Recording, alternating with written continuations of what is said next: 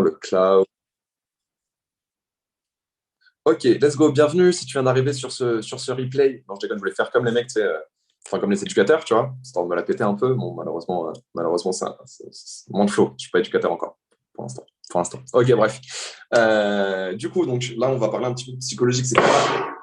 C'est rien, ne vous inquiétez pas, c'est mon bureau. Déjà, j'ai une question à vous poser. Est-ce que vous avez rencontré des problèmes de psychologie pendant que vous tradiez? Est-ce que vous avez des choses, vous vous êtes dit, tiens, là, je me suis laissé emporter par mes émotions, peut-être? Est-ce qu'il y a comment dire, des émotions ou des phases psychologiques, je peux appeler ça comme ça, par lesquelles vous êtes passé et qui vous ont posé problème dans votre trading? Déjà, première question. HFX surtout, FRX. Ok, quel genre c'est comment on appelle ça? C'est une émotion, je ne sais plus comment on appelle ça. J'ai un doute. Bref, quel genre du coup de ressenti tu as pu avoir, Romain, sur HFX? HFX aussi, Vince, ok. C'est plus qu'en BE. Non, je ne te parle pas de money management, là, je te parle vraiment de psychologie, et non pas de psychologie des marchés, mais de psychologie personnelle. Quand tu es devant ton trade, en fait, réellement, oui, il y a une chose que je dis souvent pardon, sur toutes mes formations, euh, c'est qu'il y a deux émotions, même trois émotions. Euh, Petit appui sur un bouton vert ou rouge. C'est vrai que ça peut être dangereux. En fait, réellement, il y a trois émotions qui sont assez dangereuses en trading. Et je trouve que c'est les trois émotions qui sont les plus dures en fait, à gérer, à comprendre et à réussir à contrôler en réellement. Donc, première émotion, je pense que c'est la cause de votre pourquoi en HFX, parce que c'est effectivement facile d'appuyer sur un bouton, c'est donc la vengeance. Okay. Pourquoi la vengeance, à mes yeux, c'est une des pires émotions, parce qu'à cause de la vengeance, j'ai par le passé perdu pas mal d'argent.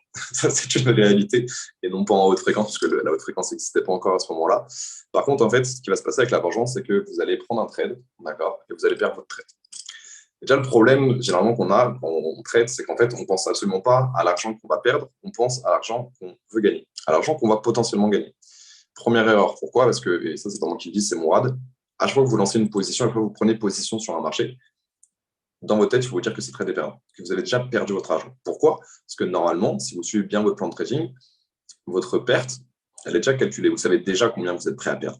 D'accord? Donc, normalement, c'est une perte que vous êtes capable d'accepter. Sinon, réduisez votre perte. Si vous voyez que c'est trop, je ne sais pas, par exemple, si vous avez un compte à 1 000 euros, vous êtes prêt à perdre 10 euros, vous voyez que 10 euros, c'est trop pour vous, eh bien, réduisez. Passez sur un risque à 5 euros, donc 0,5% de risque. Et comme ça, voilà, je fais un petit peu moins et je sais que ma psychologie est mieux. D'accord? Pourquoi la vengeance, c'est réellement quelque chose d'extrêmement dangereux? Parce que, comme je vous l'ai dit, en fait, vous allez perdre de l'argent, vous n'allez pas assumer du coup cette perte. Vous n'allez pas être d'accord et vous allez vouloir en fait vous refaire. Et à partir du moment où vous tradez dans l'espoir de vous refaire, vous allez voir que ça ne va pas marcher. Vous allez voir qu'en fait, réellement, ça va faire tout l'effet inverse. Ça veut dire que, je crois que le meilleur exemple que j'ai, c'est à l'époque, quand j'avais commencé un réel, c'était peut-être mon premier mois chez IAM Academy. J'ai commencé très vite en réel, parce que je voulais être sûr que je n'étais pas en train de me faire arnaquer. Heureusement pour moi, avant de perdre de l'argent, j'en ai gagné pas mal, en très peu de temps en plus, parce que j'avais zéro money management justement, et on va en parler juste après. Mais c'est sûr que du coup, j'ai réussi à faire des 400, 500 balles en une journée. Bon, par contre, derrière, je risquais plus de la moitié de mon capital, quoi. Donc voilà, forcément, tu fais des gros gains, tu es content. C'est ce qui m'a permis d'ailleurs d'acheter cette très jolie bague que j'ai achetée avec mes premiers gains en trading. Euh, on dirait Roger au PMU, exactement ça. Tu viens de perdre tu viens de mettre sur Bobby Nonchalant, le cheval numéro 4. Et, et en fait, il n'a jamais gagné, ce salopio. Jamais gagné, mais tu continues parce que tu crois en Bobby Nonchalant, tu vois. Mais déjà, avec son blast, tu pouvais te douter que ça n'allait pas marcher, tu vois, très clairement. Un épisode, tu veux toujours un dernier. Ouais, c'est exactement ça. Tu veux toujours un dernier. Et en fait, le meilleur moyen que j'ai réellement pour pouvoir s'en tenir réellement bien au niveau de vengeance, premièrement, c'est donc de bien gérer votre risque, d'être sûr que vous êtes prêt à accepter cette perte. Okay. Deuxièmement, c'est d'avoir un plan de trading déterminé, prédéfini et un plan de trading sous vos yeux quand vous tradez. Si vous voyez, vous vous laissez facilement attaquer, entre guillemets, attraper par la vengeance, ayez toujours votre plan de trading sous les yeux. Comme ça, vous avez votre plan de trading, vous voyez que vous avez atteint votre maximum de pertes par jour, vous suivez votre plan de trading. Si même ça ne marche pas, il y a une technique qui marche très bien. C'est une technique un petit peu bizarre, d'accord, mais c'est une technique qui marche extrêmement bien. J'ai même deux techniques comme ça. Première technique, pardon, vous mettez sur votre bureau, sur votre ordinateur là où vous tradez, un petit papier avec écrit si, par exemple, si on prend l'exemple d'HFX, si je fais plus de pertes, de trades perdants de suite, je m'arrête. Si je ne m'arrête pas, je suis une grosse, et là, vous rajoutez derrière l'insulte que vous voulez. C'est à votre choix, d'accord? Vous faites ce que vous voulez. Comme ça, vous l'avez toujours devant les yeux quand vous tradez. C'est comme la même chose avec vos objectifs, sauf que cette fois-ci, vous avez du coup un rappel pour vous dire là, je vais m'arrêter de trader, sinon je suis une grosse catin des bois, par exemple. Ok? Je viens de me souvenir que c'était enregistré, c'est pas grave. Je ferai attention à qui j'envoie ça. Donc ça, c'est la première solution. Du coup, solution autodidacte, entre guillemets. Seconde solution, plutôt que du coup, de vous engager vous-même, vous engagez auprès d'une autre personne. D'accord? Ça veut dire que vous envoyez un message, par exemple, à votre upline, ou vous créez un groupe spécialement pour ça avec des personnes qui ont peut-être du mal. Et pareil, vous envoyez un message pour dire, voilà, là, je viens de faire mes 2 trades perdants de ma journée. Si je continue à trader, je suis et pareil, vous insérez l'insulte de votre choix une fois de plus. Donc ça, c'est une technique qui marche pas mal aussi. Pourquoi? Parce qu'en fait, vous vous engagez auprès d'autrui du coup. Et ce qui est très bien du coup de faire en plus, c'est du coup d'envoyer une copie le soir, un screen de votre historique de trading, tout simplement pour être sûr que ça a bien été respecté. Ou alors demander à la personne, à votre plane ou quoi, la personne avec qui vous avez fait le groupe, de vous demander d'envoyer un screen pour vérifier. Et après, sinon, il a le droit de vous insulter ouvertement. Voilà. Donc ça, c'est une petite technique pour la vengeance qui marche plutôt pas mal. Et non, surtout, on va déjà essayer de respecter au maximum votre plan de trading. Vous allez voir que ça fait une grosse différence. Et l'avantage, en fait, c'est qu'après, à force de respecter des plans de trading à la lettre, en fait, après, ça devient naturel. Genre, tu te prends plus la tête et tu acceptes les pertes. Ou alors, sinon, j'ai une autre technique qui marche super bien pour contre la vengeance, cramer un compte. Cramer un compte et après, vous verrez qu'au final, perdre de l'argent, ça passe. Voilà, ça c'est le petit conseil numéro. Je ne vous conseille pas non plus de cramer un trop gros compte. Personnellement, je n'ai pas cramé un gros compte, j'ai cramé un compte à 700 euros, mais ça laisse toujours des marques, quoi, tu vois. Ça laisse toujours des marques. Oui, j'ai cramé mon compte après avoir fait les 400-500 euros là, en une journée. La semaine d'après, je me suis retrouvé à moins 90 euros sur mon compte. Voilà. Ah non, en vrai, 700 balles, c'est rien, tu vois. Bon, je vois Silvio qui a cramé des comptes à 10 000 balles. Bon, je suis un petit joueur comparé, tu vois. Surtout en un trade. Moi, ça va, je l'ai cramé en 3 trades. C'était pendant la nuit, bref. C'est une longue histoire, très longue histoire. Je vous la raconterai un de ces quatre parce que j'en ai ressorti de la plus-value malgré tout, toujours important. Hein. Malgré les épreuves, malgré les difficultés qu'on peut rencontrer, toujours ressortir de la plus-value des choses. Donc ça, c'est pour notre première émotion que j'estime la plus dangereuse, c'est la vengeance. Seconde émotion que, à mes yeux, est très, très dangereuse aussi, c'est le manque de confiance en soi, la peur. C'est même pas le manque, c'est la peur. Et cette peur-là, en fait, elle arrive à quel moment? Elle arrive généralement au moment où on a déjà commencé à trader un petit peu en réel, ou alors qu'on a tradé en démo, qu'en démo, ça se passait très bien, et qu'après, on est passé en réel, et que là, on a commencé à perdre de l'argent. Pourquoi? Parce qu'en fait, on faisait nos analyses perso, on a arrêté peut-être les cash live, etc. Et en fait, ce qui se passe, c'est que derrière, ça engendre un sentiment un petit peu de manque de confiance en soi. En fait, on perd de la confiance au niveau de ses propres analyses, au niveau de ses trades, et ce qui fait qu'en fait, on a du mal à se placer en position, et généralement, on ne se place pas en position. Le cas le plus courant que moi j'ai vu, c'est qu'en fait, on va même analyser les marchés, prendre un trade sur les 9 analyses qu'on a faites, d'accord? Le trade que vous avez pris est perdant, les 8 autres trades que vous avez analysés, bizarrement, tous les trades ils sont partis trop bien. Mais bizarrement, vous avez pris le seul perdant. Pourquoi? Parce que vous ne faisiez plus confiance et du coup, au lieu de prendre toutes vos analyses, vous vous êtes concentré sur peut-être un ou deux trades et au final, c'est tous les autres trades qui sont perdus. Et ça, ça c'est dur, mon ref. Ça, c'est très, très dur. Du coup, c'est pour ça qu'en fait, dans ces cas-là, quand on a justement ce mauvais-là, il y a 2 solutions qui s'offrent à nous. Première solution qui est plutôt pas mal, c'est de repartir en démo, prendre un temps, repartir en démo, tout backtester, s'entraîner et pour regagner la confiance en soi, pardon, se rendre compte qu'on est capable de faire les choses. Ça marche très très bien. Et après, sinon, ce que vous pouvez faire aussi à la limite, c'est du coup, pendant un moment, arrêter de faire vos analyses perso, reprendre vos stratégies avec les éducateurs, reprendre les cash live, etc. pour du coup réapprendre de nouvelles choses. Okay, et du coup, regagner aussi cette confiance, vous dire, OK, là, peut-être ça avant, j'avais mal compris, là, je commence à mieux comprendre. OK. Et du coup, ça va vous permettre aussi justement de regagner un petit peu cette confiance en vous. Et surtout, si vous voyez que vous enchaînez les pertes en réel, arrêtez de trader en réel, ça sert à rien. Reprenez de la démo, restez sur votre réel pour les cash live à la limite, mais du coup, reprenez la démo, reback-testez, voyez ce que ça donne. Et après, comme ça, une fois que vous êtes d'aplomb en nouveau, là, vous partez. OK. Là, vous partez. Ensuite, dernière émotion qu'on va pouvoir rencontrer et qui, à mes yeux, donc aussi, qui fait partie du trio des dangereuses, entre guillemets, c'est donc la gourmandise. La gourmandise, c'est, comment dire, à la fois votre allié et à la fois votre ennemi. Pourquoi? Parce que si tu es trop gourmand, c'est pas bon. Si tu n'es pas assez gourmand, c'est pas bon non plus. Il faut avoir un juste milieu, entre guillemets. Il faut vraiment un juste milieu. Et c'est là que du coup que le money management aussi va beaucoup vous aider au niveau de la gourmandise, même au niveau de la vengeance. Le money management va aussi vous aider. Et ça, on va y venir juste après, parce qu'effectivement, je ne l'avais pas expliqué dernièrement. En gros, ce qui se passe, avec la gourmandise, c'est que il y a un vieux truc qui se passe en fait avec la gourmandise réellement. Par exemple, je m'étais fixé, je crois que tout à l'heure, Romain, c'est toi qui as dit dans le chat, que j'ai pu passer, que tu fixais des targets. Ok, fixer une target qui m'excite aussi, voilà, tout à fait, ça marche très, très bien aussi. Donc, se fixer une target, un objectif journalier, me dire voilà, je fais tant de gains par jour, tant de pourcentage de gains, j'arrête tout et je continue de. Ok, ce qui se passe, généralement, on a cette target-là qui est fixée. Et qu'est-ce que je vais faire? C'est que je vais trader, je vais arriver à cette target-là et je vais me dire non, vas-y, let's go, je vais continuer. Le trade, il va partir encore, tu vois. Le trade, il va partir et je vais mettre tiens de où je vais doubler mon capital, je vais faire 2 fois mes gains de la journée, du coup, limite, j'ai fini ma semaine, tu vois. Je suis carré dans le max, c'est énervé de ouf. Qu'est-ce qui se passe? Tu es en train de gagner, par exemple, 10 euros. Tu dis, je vais laisser tourner, aller à 15 balles, je m'arrête. Généralement, tu as la mauvaise psychologie de calculer déjà en euros. Déjà, mauvaise idée. Si tu réfléchis en euros quand tu trades, c'est bon. Déjà, arrête. Arrête de trader ou alors pense en pips, pense en pourcentage, mais parle pas en euros parce que ça va te fumer. Mais pour l'exemple, je vais parler en euros, ce sera beaucoup plus simple. Mais du coup, tu es en train de gagner 10 euros et tu dis, ouais, vas-y, à 15 euros, je m'arrête, je ferme mon trade et tout, et ça va bien se passer. Okay. Alors que tu as déjà atteint ton objectif de la journée. Qu'est-ce qui se passe? Tu laisses comme ça le marché, tu reviens sur ton MetaTrader un petit peu après, genre une heure et demie après. Quand tu sais que tu vas gagner 50K au bout, d'un mois, si tu prends le trade par jour, tu es un coup plus patient. Ouais, c'est vrai. C'est vrai que tu es beaucoup plus patient d'un coup. Après, moi, j'ai vu des gens vouloir être trop bons sur HFX aussi, essayer de tenter des 50K en un jour. Hein. Le plan a échoué. Hein. Le plan a échoué. Mais du coup, je ne sais plus où j'en étais du coup avec ces conneries. C'est pas grave, je vais me retrouver.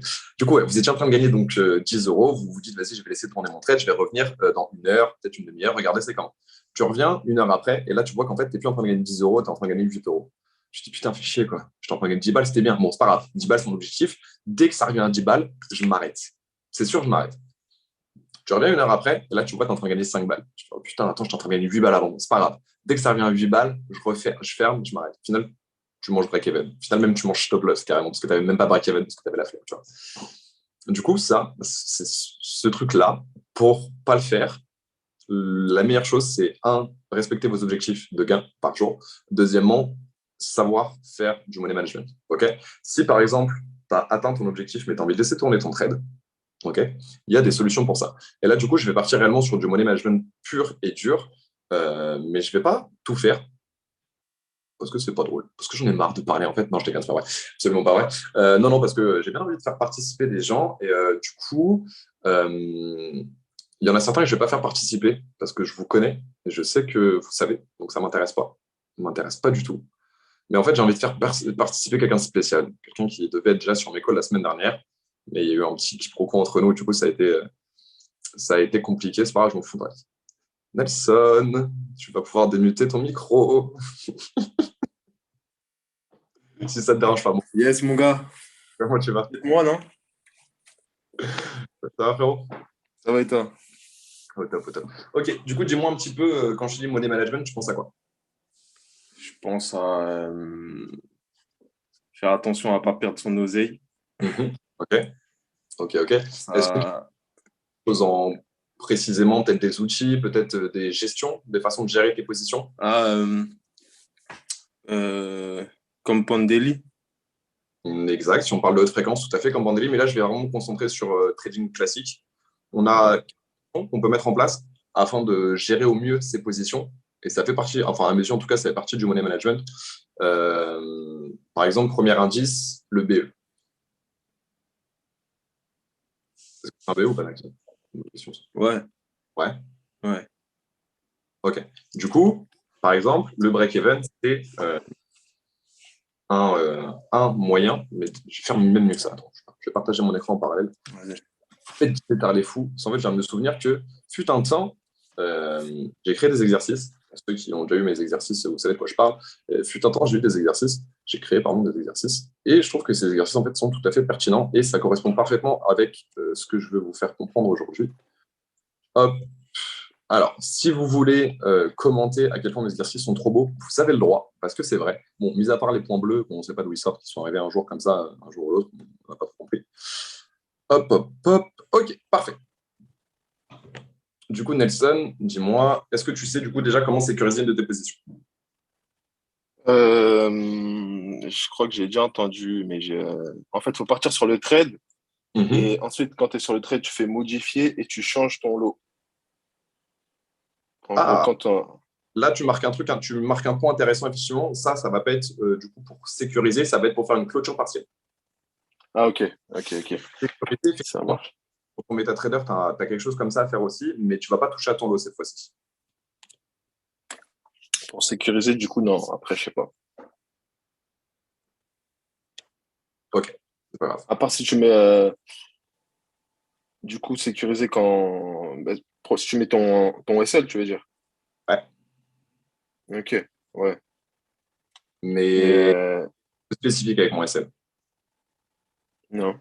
T'as pas? Ok, c'est pas grave. L'eau, tu les as pas déjà fait mes exercices, toi? Comment? Tu les as pas déjà fait mes exercices? Non, non, je n'étais pas là la semaine dernière du tout, moi. Non, mais Là, ça, c'est la deuxième fois que j'assiste à tes calls. non, non, ceux-là, je les ai pas donnés en live. Ceux-là, c'est des trucs que je donne aux équipes. Mais je pensais que Ah, Steph ok. allait envoyer, du coup, mais a priori, ah, j'irai l'embrouiller après. Sauf Non, si t'as non, mais encore. t'inquiète, j'étais pas du Ouais. tout sur le trading encore, moi. Donc, t'inquiète, c'est pas la peine de l'embrouiller. Non, non, je rigole, c'est une bonne chose. Je fais absolument pas. Carrément une blague. Ok, vas-y, Lo, du coup, je t'écoute. Dis-moi. Enfin, pour sécuriser, je crois qu'il faut, du coup, quand tu es sur MetaTrader, en tout cas, il faut prendre enfin, je dirais le montant de ton prix d'entrée et le modifier ensuite. Enfin, je sais comment le faire sur MetaTrader, mais je sais pas comment l'expliquer. Le modifier ensuite sur. Enfin, quand tu es en bénéfice déjà, quoi. Tu modifies quoi, ton stop loss ou ton prix d'entrée? Ton prix d'entrée. Ça, Non. Enfin, attends. prix d'entrée, tu ne peux pas le modifier. Prix d'entrée, il est à partir du moment où tu rentres, tu prends position sur le marché, il est fixe, il bouge plus. Ok. Mais tu n'étais pas loin. Effectivement, ce qui va se passer quand on veut sécuriser une position, exemple le plus concret que je vais vous donner. Donc, par exemple, si vous êtes sur les copier-coller d'Alex, donc ça vient pas de moi, ça c'est Alex qui me l'a dit parce que du coup, j'ai eu l'occasion de le voir. Et du coup, en fait, lui, il va toujours attendre, pardon, 50 pips avant de pouvoir sécuriser sa position. Ok. Moi, personnellement, quand je tradais type SMC, etc., donc avec des stop loss très courts, des positions assez courtes, je vais sécuriser ma position autour de 20 pips en fonction des structures de marché, bien évidemment. Et du coup, qu'est-ce qu'on dit quand on dit sécuriser une position? Sécuriser une position, c'est en fait tout simplement le fait de break-even. Du coup, je vais remonter mon stop loss au niveau de mon prix d'entrée. Mais pour être plus précis, je ne vais pas remonter mon stop loss pile sur mon prix d'entrée. Je vais remonter mon stop loss si je suis sur un achat un petit peu au-dessus de mon prix d'entrée, si je suis sur une vente un petit peu en dessous de mon prix d'entrée. Pourquoi? Parce qu'en fait, j'ai toujours mon spread qui vient en ligne de compte. Et ce spread-là, il faut toujours que je fasse attention. Pourquoi? Si je le prends pas en compte, qu'est-ce qui va se passer? Et si je mets pas mon stop loss un petit peu au-dessus ou un petit peu en dessous de mon prix d'entrée, en fait, ce qui va se passer, c'est que si jamais vous faites break-even, le marché va revenir et au lieu de rien gagner ou rien perdre, vous allez simplement perdre quelques centimes. Donc, c'est pas grand-chose, mais c'est toujours chiant. Donc, vaut mieux s'en sortir avec quelques centimes de gain, par exemple 4 centimes de gain plutôt que 4 centimes de perte. D'accord? Donc, pour un break-even, c'est toujours bien de faire attention au spread. Si vous ne savez pas ce que c'est spread, mettez un message dans le chat et je vais vous expliquer juste après. Et ensuite, une fois mon TP2 atteint, est-ce que là, quelqu'un a la réponse? Qu'est-ce que je vais faire une fois que mon TP2 atteint? Donc, ma position est passée, elle est venue toucher mon TP1, j'ai sécurisé mon trade, et maintenant, j'arrive, mon trade, le prix du marché est à mon TP2. Qu'est-ce que je fais? Bien évidemment, j'ai un TP3 qui m'attend derrière. Est-ce que quelqu'un le sait? C'est quelqu'un qui n'a pas fait mes exercices de préférence. Sinon, on finira par quelqu'un qui m'a fait les exercices, tant pis. Et d'ailleurs, Pauline, j'ai pas compris ce que tu as dit. Si tu peux, j'ai pas compris ton message dans le chat. Si jamais tu veux te démuter ou mieux expliquer. J'ai l'impression qu'on est trois sur le live, ça me tue. Je parlais juste de tes beaux flyers, enfin de tes beaux petits PowerPoint et tout, que tu t'étais appliqué et que du coup, fallait bien dire que ah là là, comment ils sont trop beaux. Voilà, merci. Suivez l'exemple de Pauline, s'il vous plaît. Merci, Paul. Ça fait plaisir. Suivez l'exemple un petit peu, les gars. Suivez. Donc là, j'attends une flopée de messages. C'est trop beau. Non, ok, personne, c'est pas grave. Euh, du coup, qu'est-ce que je dois faire une fois mon TP2 atteint? J'ai plusieurs choses que je peux faire. Première chose, du coup, ça va être remonter mon stop loss au niveau de mon TP1. D'accord? Pour sécuriser plus de gains cette fois-ci, peu importe ce qui se passe. Et je peux prendre à la limite un exemple. Merde. C'est parti légèrement en cacahuète. On va prendre un exemple graphique, ce sera plus simple. Bon, regardez, on a bien fait d'attendre la clôture de la bougie. D'ailleurs, personne ne m'a rappelé qu'il fallait regarder. Ah, merci les gars, ça fait plaisir. Mais du coup, notre marché, il n'est pas venu clôturer au-dessus des 88,6, il a clôturé en dessous. Donc, on a bien fait de ne pas se passer tout à l'heure, parce que du coup, on n'aurait rien eu de pertinent à faire. OK. Je vais changer de paire. Je vais prendre une paire où je n'ai pas d'analyse. Là-dessus, je crois que j'ai rien. Très bien, parfait. OK. On va prendre un petit trade et on va faire un exemple pressant. 18h57, Vince, on finit ça. Et après, du coup, on aura légèrement un petit peu de retard sur notre call, mais ce n'est pas grave. Hop, on va prendre ça. On a un charmant prix d'entrée ici. On était trop chaud parce qu'on a vu par rapport au POI de tout à l'heure. Allez chercher, c'est magnifique. Hop, tac, stop loss juste ici. 3,6 pips de stop loss en plus, c'est magnifique, on adore. Ça, c'est du trade comme on les aime. Target final tout là-haut. OK. Et maintenant, on va prendre donc l'exemple le plus concret. Alors, hop, j'ai donc un TP1 juste ici. OK, première target, juste ici. Ça, c'est mon TP1 que je vais mettre en vert, vu que c'est des TP, et je vais écrire juste après, histoire que ce soit plus propre, ne vous inquiétez pas. Ensuite, second TP, on va le mettre à peu près ici. Donc là, vous ne fixez pas par rapport à ce que je fais. Hein. Là, mon TP2, il est placé totalement au hasard, juste pour l'exemple. Ok, il n'y a aucune logique là, à l'heure actuelle, dans mon placement de TP2, que les choses soient bien claires. Et ensuite, mon TP3, du coup, juste ici, hein, mon TP final. Ok. Donc, on va juste prendre le petit texte rapidement, histoire de faire ça propre. Tac, reviens là. Ah, les choix du stylet, comme à chaque fois. Hop, on va mettre juste TP. Je vais pouvoir le dupliquer. Hop, voilà. Pas besoin de mettre des numéros de TP1. On saura c'est lesquels. Hop, on revient à toi. Merci, poto. Et voilà. OK. Donc là, on a nos 3 TP. Donc, notre TP1, TP2, TP3 dans l'ordre de bas en haut. D'accord. Ce que je vais faire, c'est que je vais faire un petit replay et on va regarder ça ensemble tranquillement. D'accord. Hop, juste là. Magnifique. OK. Donc, on est rentré en position sur ce cher USDCHF. Ça se passe plutôt bien. Notre trade se dirige vers notre TP1. Hop, il arrive, il est venu toucher notre TP1 directement. OK. Hop. Voilà, parfait. On va rester comme ça. Il est venu toucher, il a même transpercé notre TP1. Qu'est-ce que je fais immédiatement? Maintenant que TP1 touché, je peux sécuriser ma position, remonter mon stop loss, le mettre au niveau de mon prix d'entrée. Je ne peux plus perdre d'argent, peu importe ce qui se passe. Soit je ne gagne rien, soit je gagne. D'accord? Première chose, j'ai touché mon TP1. OK. Maintenant, bien évidemment, au début, peut-être que j'avais mis mon TP2 au départ sur mon MetaTrader. Maintenant que mon TP2 est sur le point d'être atteint, je vais pouvoir changer. Enlever mon TP2, mettre mon TP3, si je veux aller chercher mon TP3, bien évidemment. Sans oublier le spread, bien évidemment, Pauline, merci. Si jamais vous voulez vous arrêter au TP2, bah vous laissez votre TP2, tout simplement. D'accord? Donc là, on va prendre l'exemple où on va rechercher notre TP3. Donc, je modifie mon TP final au niveau de mon MetaTrader et je mets mon TP3, si jamais je ne l'avais pas mis dès le départ. D'accord? Maintenant, on va attendre de voir qu'est-ce qui se passe sur le marché tranquillement. Donc voilà, il vient chuter, il vient retracer son mouvement. OK. Si on s'amuse à peut-être prendre un petit Fibonacci, hein, ça peut être pertinent peut-être de regarder. On a un point bas. Pas de souci, mon ref, t'inquiète. Avec plaisir, avec grand plaisir. Hop, et là, je peux voir que mon Fibonacci il est venu retracer jusqu'au 0,62. Hein, très pertinent, ce Fibonacci, ce mouvement. Il est venu retracer comme il devait retracer, comme on a vu ensemble il y a 2 semaines de ça, je crois, maintenant. Et du coup, là, il continue sa petite route tranquillement. Et on regarde ce qu'il fait. Est-ce qu'on se fait break-even? Non, on ne se fait pas break-even. Le marché repart. Hop, tranquillement, tranquillement. Paf, il est venu toucher notre TP2. OK.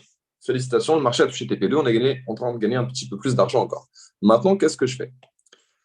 J'avais donc mon stop loss qui était au niveau de mon prix d'entrée auparavant. Maintenant, mon stop loss, qu'est-ce que je vais faire? Ah, mais en fait, je suis trop bête parce que du coup, je fais ça. Mais hop, non, je suis trop intelligent en vrai. Hop, merci. Qu'est-ce que je fais à partir de ce moment-là? Paf. Mon TP1 devient stop loss. Je mets mon stop loss au niveau de mon TP1. Donc maintenant, peu importe ce qui se passe, soit je vais chercher le TP3, soit je gagne mon TP1 en argent. Donc dans les deux cas, je suis gagnant. D'accord? On regarde ce qui se passe. Paf, paf, paf. Et le marché est venu toucher notre TP3. Et voilà, félicitations. Vous avez sécurisé votre position. Vous avez même peut-être, ce que vous avez pu faire aussi, c'est une fois que votre trade est arrivé au TP2 ou au TP1, vous avez peut-être même fait une clôture partielle. Clôture partielle, pour ceux qui ne savent pas, par exemple, j'ai un lot de 0,05, OK? Donc, ce qui représente approximativement 50 centimes par pips, d'accord? j'ai un lot de 0,05. En fait, je vais mettre 0,06 parce que j'ai la flemme de faire un truc à pas 50%. Je suis arrivé à mon TP2. Je décide de clôturer 50% de ma position. Donc, qu'est-ce que ça veut dire clôturer 50% de ma position? Ça veut dire que je vais laisser la moitié de mon trade tourner et je vais fermer l'autre moitié de ma position. D'accord? Du coup, comment je fais pour faire ça? C'est extrêmement simple. Je vais directement sur mon MetaTrader. Je vais dans fermer ma position. Au lieu de fermer ma position entièrement, je vais d'abord modifier mon lot. J'avais un lot de 0,6. J'écris 0,03, ce qui me permet de fermer 50% de ma position. J'écris sur fermer ma position. Et là, voilà, j'ai sécurisé 50% de mes gains. Je laisse le reste tourner. Si ça vient toucher mon TP, très bien. Si jamais ça vient retoucher mon TP1, mon break-even, bah dans tous les cas, j'aurais gagné un petit peu plus puisque j'aurais sécurisé ma position, j'aurais clôturé, fait une clôture partielle. Et du coup, j'ai mis des gains de côté. D'accord? Est-ce que vous avez des questions par rapport à tout ça? Ça, c'est une des bases. Si vous respectez ça, croyez-moi, ça va changer votre trading très clairement. Un bon trader, s'il a une mauvaise gestion de trade, c'est un mauvais trader. Et parfois même, avec des copier-coller, il peut arriver que vous preniez les mêmes trades, par exemple, qu'un éducateur, mais que vous ayez une meilleure gestion de trade que lui sur cette position-là, par exemple, et du coup, vous allez même faire plus de gains que l'éducateur.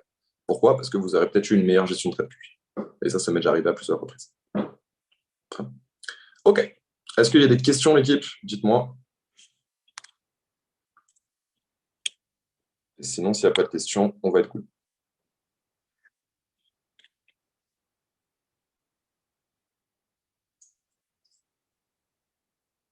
C'est pas timide. De toute façon, on est 13, les gars. Vous pouvez dire, vous pouvez même démuter, dire c'est good, dire c'est pas good, poser votre question si vous avez une question. Du coup, n'hésitez pas à pratiquer vraiment cette semaine. Bon, je vais la répéter chaque semaine, hein, mais n'hésitez pas à pratiquer, n'hésitez pas à vous entraîner et même qu'on regarde, même si vous mangez des stop-loss, c'est très utile qu'on puisse regarder en fait les analyses ensemble. D'accord? Pourquoi? Parce que si vous analysez vos pertes, alors carré noir, Romain, je ne sais pas pourquoi, mais je valide parce que c'est le noir et j'adore le noir. Mais n'hésitez pas en fait parce que si carré, ah oui, effectivement, j'aime ça, carré, bien vu, carré dans l'axe. En fait, si vous analysez donc les pertes que vous avez fait, les stop loss, vous allez pouvoir apprendre de vos erreurs. D'accord? C'est comme tout dans la vie. À partir du moment où on fait une erreur, on fait une faute, entre guillemets, ça va rester une faute. Jake qui arrive dans la salle d'attente, je ne sais pas pourquoi. À 19h, je ne vais pas l'expliquer parce que ça ne sert absolument à rien. Mais du coup, soit vous gardez ce stop loss-là en tant que stop loss, et du coup, bah, vous aurez juste perdu de l'argent, soit vous vous servez de cette perte-là pour voir quelle information le marché m'a donné que je n'avais pas vu, quelle information je n'ai pas pris en compte, est-ce que j'aurais pu prévoir? Bien évidemment, parfois, tu ne peux pas prévoir que ce stop loss-là, entre guillemets. Tu avais beau avoir pris mis toutes les conditions en place pour être sûr de ne pas te faire stop loss, et ben malheureusement, parfois, le marché en décide autrement. Donc, tu te fais essayer. Mais à de nombreuses reprises, et je pense que c'est le plus souvent des cas, c'est qu'en fait, on ne fait peut-être pas attention à telle ou telle mèche, on ne fait pas attention à telle ou telle trendline. Par exemple, hier, j'étais avec Steph en call, et j'étais retombé sur des analyses que j'avais faites la semaine dernière, sur lesquelles j'avais mangé des stop loss. Et bah, on a regardé ça ensemble, Steph et moi, et tout de suite, je me suis rendu compte que là, tu vois, j'avais mis mon stop loss, je n'avais pas pris en compte la trendline. Si j'avais pris en compte la trendline, j'avais remonté un petit peu mon stop loss, je ne me serais pas fait essai. Et le trade serait parti, par exemple. Du coup, c'est toujours très important, très bien de pouvoir reprendre ces analyses, d'accord? Et du coup, n'hésitez pas à ce qu'on puisse, que l'objectif aussi, c'est pas que je fasse des formations comme ça sans 7 ans, ok? Parce qu'au bout d'un moment, j'aurais plus rien à vous apporter, c'est une certitude, mais il faut vraiment pas qu'on hésite, en fait, à réellement créer un échange, créer peut-être, le lundi, par exemple, plutôt que on aille sur une paire et tout, que j'analyse tout seul, peut-être qu'on me dise, ouais, voilà, tiens, là, j'ai vu une telle opportunité sur ça, j'ai fait une telle analyse sur ça, je vois le marché peut-être la descendre, qu'est-ce que tu en penses, etc. Et comme ça, en fait, on peut réellement échanger, faire un peu comme une sorte de gros mastermind tous ensemble. Et l'objectif, c'est vraiment que vous puissiez pratiquer. Parce que si vous voulez des résultats, donc on parle beaucoup de challenge FTMO, etc. en ce moment, si vous ne pratiquez pas, vous avez beau regarder le maximum de live que vous regardez, votre challenge FTMO, il ne va jamais arriver. Très clairement. Très, très clairement. Par contre, si tout le monde pratique, par exemple, je vous ai donné à tous, hein, je ne dis pas vous en particulier, attention, parce qu'il y a des personnes qui n'étaient pas là sur mes premiers lives ou quoi, je fais vraiment un message général, et j'ai donné pas mal d'exercices, etc., de clés pour pouvoir s'entraîner. Il n'y a pas beaucoup de personnes qui ont pratiqué assez, voilà. Il y en a, bien évidemment, il y en a, mais pas beaucoup. Ou alors peut-être en privé qui ne m'ont pas envoyé ou quoi, mais du coup, ce qui serait bien, c'est de ne pas hésiter à pouvoir partager, parce que c'est toujours bien aussi d'avoir en fait un avis extérieur. Parce que rester tout seul dans votre trading, ça peut être très compliqué.